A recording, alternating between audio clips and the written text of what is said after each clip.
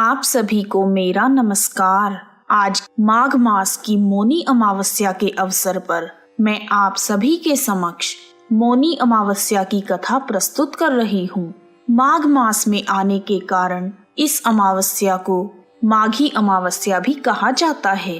मौनी अमावस्या पर मौन रहकर व्रत करने से मनुष्य को मुनि पद की प्राप्ति होती है। शास्त्रों के अनुसार होठों से ईश्वर का नाम जपने से जितना पुण्य मिलता है उससे कई गुना अधिक पुण्य मन में प्रभु का नाम लेने से मिलता है। इस दिन स्नान और दान पुण्य का विशेष महत्व है। मौनी अमावस्या को सबसे बड़ी अमावस्या भी कहा जाता है। इस दिन भगवान शिव और विष्णु जी की पूजा की जाती है। मौनी अमावस्या के दिन दान देने से ग्रह दोष खत्म हो जाते हैं और पुण्य फल की प्राप्ति होती है। आइए अब शुरू करते हैं मौनी अमावस्या की कथा। बोलो बांके बिहारी लाल की जय, शिव शंकर भगवान की जय। प्राचीन समय में कांचीपुरी में एक ब्राह्मण परिवार रहता था। उस ब्राह्मण का नाम देवस्वामी तथा उसकी पत्नी का नाम धनवती था। उनके 7 पुत्र और 1 पुत्री थी। पुत्री का नाम गुणवती था। ब्राह्मण के 7 पुत्रों का विवाह हो गया था। उसने अपनी बेटी के लिए वर खोजने को अपने सबसे बड़े पुत्र को भेजा। उसी दौरान किसी पंडित ने पुत्री की जन्म कुंडली देखी और बताया कि शादी के समय 7वां फेरा लेते हुए यह कन्या विधवा हो जाएगी। पंडित की बात सुनकर ब्राह्मण और उसकी पत्नी के होश उड़ गए। उन्होंने पंडित जी से इसका उपाय पूछा। पंडित जी बोले, सिंहल द्वीप में एक सोमा नाम की धोबिन रहती है। सोमा धोबिन एक पतिव्रता नारी है और वह हर अमावस्या का व्रत करती है। यदि तुम्हारी पुत्री उसकी सेवा करे तो इसका वैधव्य दोष दूर हो सकता है। आप सोमा धोबिन को जैसे तैसे खुश करो और गुणवती के विवाह से पूर्व उसे यहाँ बुला लो। तब देवस्वामी का छोटा बेटा अपनी बहन के साथ सिंहल द्वीप जाने के लिए निकल पड़ा। रास्ते में उन्हें समुद्र मिला और उसे पार करने की चिंता में दोनों भाई बहन एक पेड़ की छाया में बैठ गए। उसी पेड़ पर एक घोंसले में गिद्ध का परिवार रहता था। उस समय उस घोंसले में सिर्फ गिद्ध के बच्चे थे।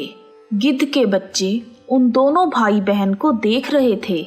शाम के समय उन बच्चों की माँ आई तो उन्होंने भोजन नहीं किया और वह अपनी माँ से बोले, माँ नीचे 2 भाई बहन भूखे प्यासे बैठे हैं। उन्होंने सुबह से कुछ नहीं खाया, इसलिए हम उनके खाना खाने के बाद ही खाएंगे। तब दया और ममता से भरी हुई गिद्ध माता उन दोनों भाई बहन के पास गई और बोली, मैंने आप दोनों की इच्छा को जान लिया है। आप भोजन कर लीजिए। मैं प्रातःकाल आपको समुद्र पार करवाकर सिंहल द्वीप तक पहुंचा दूंगी।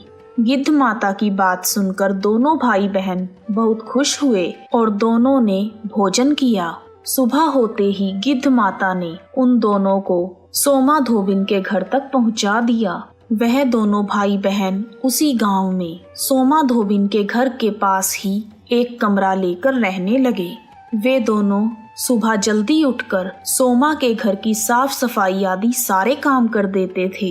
एक दिन सोमा ने अपनी बहुओं से पूछा, यह सुबह सुबह घर के सारे काम कौन कर देता है? बहुएं बोली, हमारे सिवा कोई बाहर का आएगा इस घर का काम करने के लिए। सोमा धोबिन को अपनी बहुओं पर विश्वास नहीं हुआ। वह सच जानने के लिए सुबह जल्दी उठी और उसने उन दोनों भाई बहन को अपने घर का काम करते हुए देखा। तब उसने गुणवती से पूछा कि तुम दोनों कौन हो और यह घर का सारा काम क्यों कर रहे हो? तब गुणवती के भाई ने सोमा धोबिन को पूरी बात बताई। सोमा ने उनके सेवा भाव से प्रसन्न होकर उचित समय पर उनके घर पहुंचने का वचन देकर उस लड़की के वैधव्य दोष के निवारण का आश्वासन दिया, मगर भाई ने उससे अपने साथ चलने का आग्रह किया। सोमा धोबिन उन्हें मना नहीं कर पाई और उनके साथ चल दी। चलते समय सोमा ने अपनी बहुओं से कहा, यदि मेरे पीछे किसी का देहांत हो जाए तो उसके शरीर को नष्ट मत करना, तुम मेरा इंतजार करना। और इतना कहकर वह भाई और बहन के साथ कांचीपुरी चली गई। कुछ दिनों बाद गुणवती के विवाह का कार्यक्रम तय हो गया और विवाह के समय 7वां फेरा होते ही गुणवती के पति की मृत्यु हो गई। तब सोमा ने तुरंत ही अपने संचित पुण्यों का फल गुणवती को प्रदान किया, जिसके प्रभाव से गुणवती का पति जीवित हो गया। तब सोमा धोबिन उन्हें आशीर्वाद देकर अपने घर के लिए रवाना हुई।